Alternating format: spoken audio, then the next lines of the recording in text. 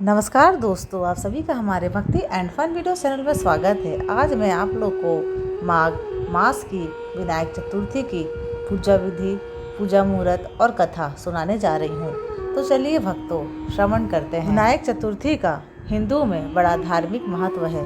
यह दिन पूरी तरह से भगवान गणेश को समर्पित है। लोग व्रत रखते हैं और भगवान गणेश की पूजा अर्चना करते हैं। चतुर्थी एक महीने में 2 बार शुक्ल पक्ष और कृष्ण पक्ष में आती है। विनायक चतुर्थी शुक्ल पक्ष के दौरान और संकष्टी चतुर्थी कृष्ण पक्ष के दौरान आती है। विनायक चतुर्थी को कई जगहों पर वरद चतुर्थी के नाम से भी जाना जाता है। माघ महीने के शुक्ल पक्ष की चतुर्थी तिथि को विनायक चतुर्थी मनाई जाती है। साल भर में यही वो 2 दिन है जब गणेश जयंती भी मनाई जाती है। दक्षिण भारतीय मान्यता के अनुसार इस दिन भगवान गणेश का जन्म हुआ था। मान्यता है इस दिन गौरी पुत्र गणेश जी की पूजा करने से शिक्षा प्राप्ति, बुद्धि दोष, करियर में आने वाली परेशानियां दूर हो जाती है। आइए जानते हैं साल 2024 की माघ विनायक चतुर्थी की पूजा विधि, मुहूर्त, महत्व और कथा। पंचांग के अनुसार माघ शुक्ल चतुर्थी तिथि आरंभ 12 फरवरी सोमवार शाम को 5:44 पर होगी। पंचांग के अनुसार माघ शुक्ल चतुर्थी तिथि समाप्त 13 फरवरी मंगलवार दोपहर 2:41 तक होगा। अब मैं आप लोग को इसका पूजा मुहूर्त बताने जा रही हूँ। मध्याय गणेश पूजा मुहूर्त प्रातः 11:29 से लेकर दोपहर 1:42 तक रहेगा। कुल अवधि 2 घंटे 14 मिनट तक की रहेगी। वर्जित चंद्र दर्शन का समय प्रातः 9:18 से लेकर रात्रि 10:04 तक का रहेगा। अब चलिए भक्तों, पूजा विधि श्रवण करते हैं। ब्रह्म मुहूर्त में उठकर स्नान आदि के बाद मंदिर की सफाई करें। इसके बाद एक चौकी पर लाल या पीले रंग का साफ वस्त्र बिछाएं। अब गणेश जी को धूप दीप और नैवेद्य अर्पित करें। गणेश जी को दूर्वा और पीले फूल अर्पित करें। अब गणेश जी के साथ सभी देवी देवताओं की आरती उतारें। गणेश जी के मंत्रों का जाप करें और अंत में घर के सदस्यों को प्रसाद बांटें।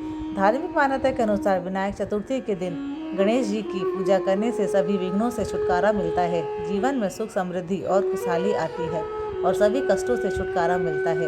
गणेश जी बुद्धि, शुभता के देव हैं। इनकी कृपा से जीवन में शुभता आती है। व्यक्ति को विघ्न बाधाओं से मुक्ति प्राप्त होती है।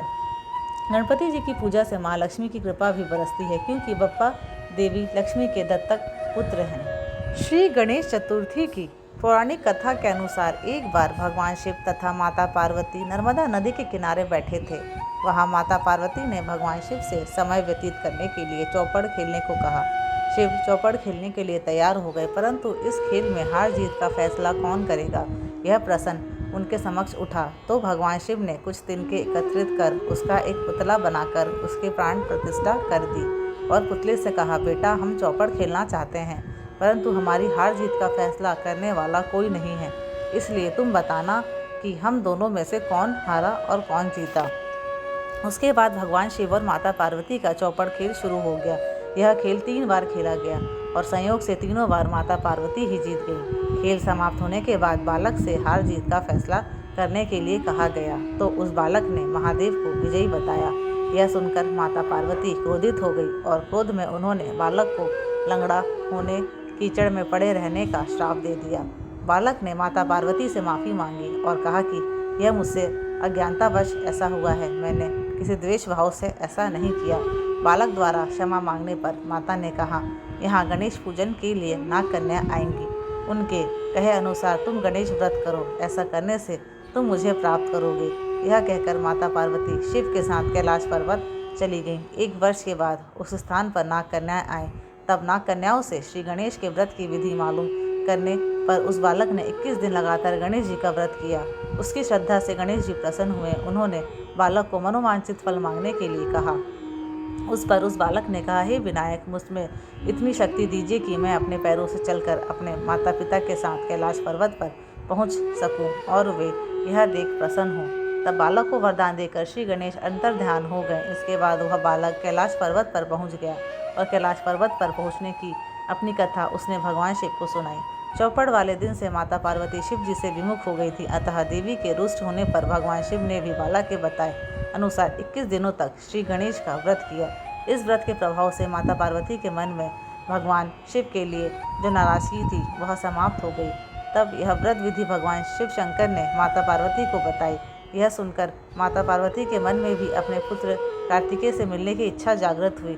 तब माता पार्वती ने भी 21 दिन तक श्री गणेश का व्रत किया तथा दूर्वा फूल और लड्डुओं से गणेश जी का पूजन अर्चन किया। व्रत के 21वें दिन कार्तिकेय स्वयं माता पार्वती जी से आ मिले। उस दिन से श्री गणेश चतुर्थी का यह व्रत समस्त मनोकामनाओं की पूर्ति करने वाला व्रत माना जाता है। इस व्रत को करने से मनुष्य के सारे कष्ट दूर होकर मनुष्य को समस्त सुख सुविधाएं प्राप्त होती हैं। कथा के बाद गणेश चालीसा और आरती जरूर करें। तो चलिए भक्तों, गणेश चालीसा का पाठ श्रवण करते हैं। जय गणपति सद्गुण सदन कविवर बदन कृपाल, विघ्न हरण मंगल कारण, जय जय गिरजा लाल।